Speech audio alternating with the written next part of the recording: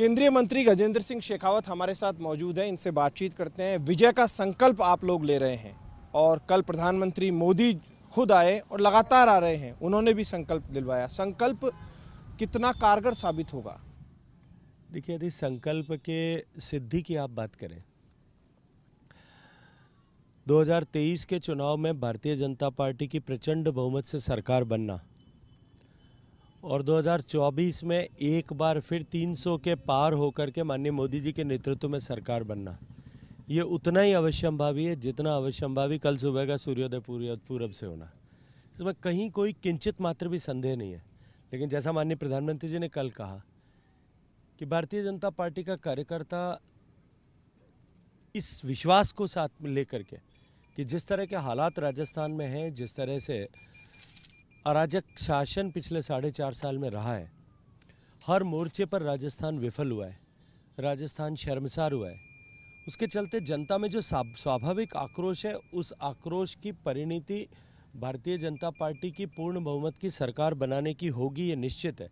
लेकिन फिर भी भारतीय जनता पार्टी के कार्यकर्ता को संकल्पबद्ध होकर के इस विजय को और अधिक प्रचंड और प्रभावी बनाने के लिए काम करना चाहिए। आप लगातार निशाने पर रहते हैं, सभी लोग जानते हैं कि सर्वाधिक यदि कोई निशाने पर रहता है तो वो गजेंद्र सिंह शेखावत हैं। लेकिन ऐसे में एक और कल एक इंटरव्यू आया, बहुत ज़्यादा चर्चाओं में रहा, सचिन पायलट का।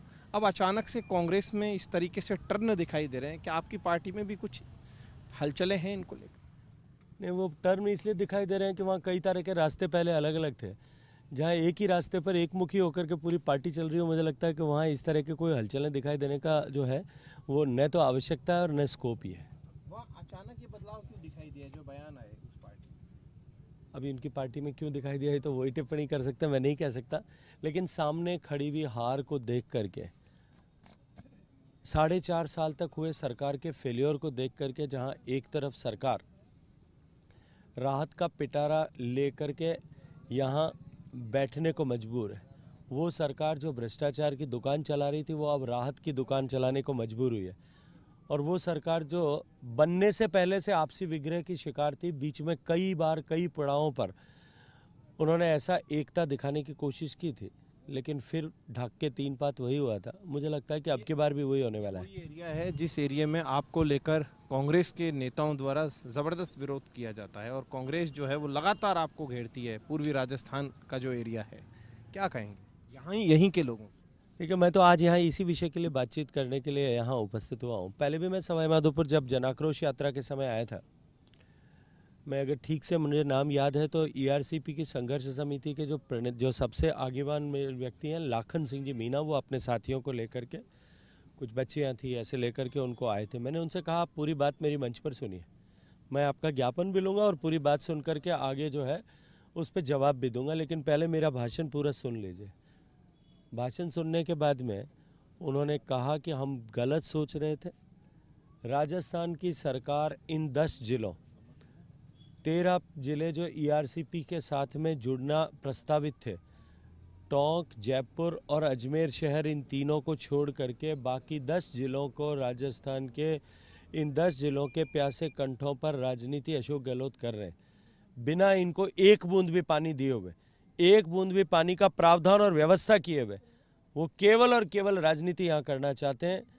मैंने पहले भी कहा था, आज फिर क्या कह रहा हूँ, पूर्वी राजस्थान के किसी भी जिले में मंच पर खड़े हो जाइए, मेरे सामने खड़े होकर के अशोक गहलोत ये साबित करें कि किस तरह से वो इन 10 जिलों को पानी देंगे। उनकी वर्तमान योजना में क्या इनको इससे इन 10 जिलों में एक बूंद भी पानी पीने का या सिंचाई का देने का व्यवस्था और प्रावधान उन्होंने किया है, वरना किस तरह से इन 13 जिलों में पानी मिल सकता है, राजस्थान सरकार के खर्चे के किए बिना किस तरह से मिल सकता है, उस पर राजस्थान सरकार को सहमति बना करके अपना हस्ताक्षर करना पड़ेगा। राजस्थान की सरकार वैसे भी जिस बुरी तरह से जाने वाली है, उसके बाद में मैंने इसी सवाई माधोपुर पे कहा था कि भारतीय जनता पार्टी की सरकार बनेगी और बनने के बाद में हम जो है इसको निर्णय करेंगे, राजस्थान सर की तरफ से सहमति देंगे।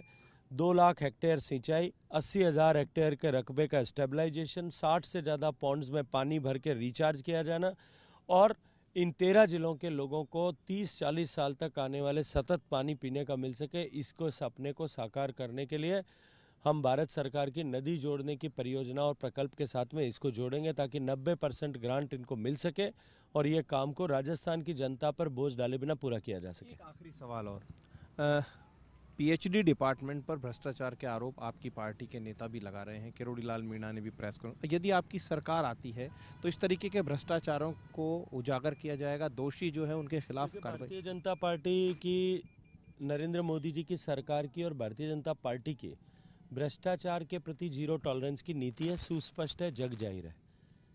एक भी भ्रष्टाचारी नहीं बचेगा, चाहे वो पेपर चोरी में लिप्त हो, चाहे वो माइनिंग में लिप्त हो, चाहे वो जल जीवन मिशन में भ्रष्टाचार किया हो, चाहे पोषाहार में भ्रष्टाचार किया हो, चाहे खरीद में भ्रष्टाचार किया हो। और मुझे लगता है सूची इतनी लंबी हो जाएगी कि आपका और मेरा दोनों का समय व्यर्थ जाएगा। इस भ्रष्टाचारियों की सरकार के एक एक पाई का हिसाब देना पड़ेगा। तो